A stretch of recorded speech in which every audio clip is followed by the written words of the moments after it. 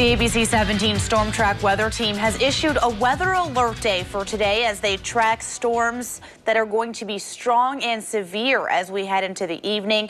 ABC 17 Storm Track meteorologist Morrison is here to give us a look at the timing of when we can expect these storms tonight. Aaron.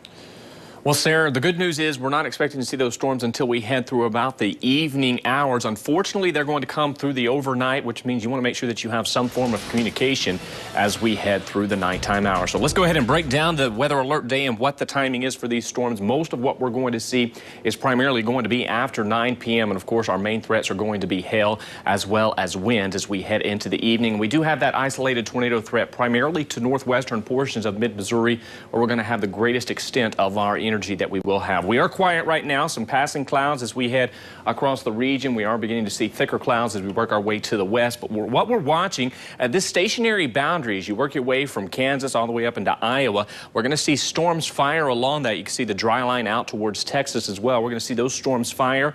They're going to pull off to the northeast as we head through the overnight hours, and that's where we're going to see our greatest threat for some of those storms to be on the strong side. So ahead of that, what we're going to see, those temperatures warming their way into the mid-80s. You can see gusts up to 25 miles per hour through at least 4 p.m. Starting by 7 p.m., that's where we're going to see our chance for those showers and storms to increase.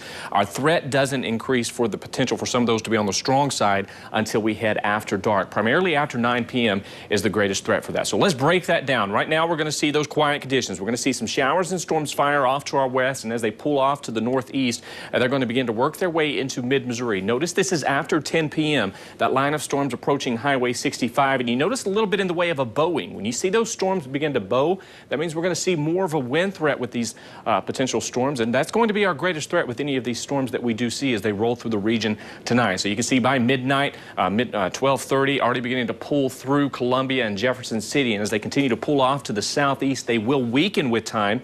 So the extreme northwestern portions of mid-Missouri is the greatest chance for some of those storms to be on the strong side. And as you head out the door tomorrow morning, no severe weather expected, but we could see a few rumbles of thunder and some heavy rain for your evening or for your morning commute as you step out the door for your Thursday. So storm arrival times for tonight, 9 to 11 p.m. in extreme northwestern portions of mid-Missouri, the heart of the region, Columbia, Jeff City, down to Osage Beach, 10 p.m. to midnight, and weakening as they pull out towards Interstate 44. You can see most of the region is up under an enhanced risk of severe weather with a moderate extending across the Kansas City metro.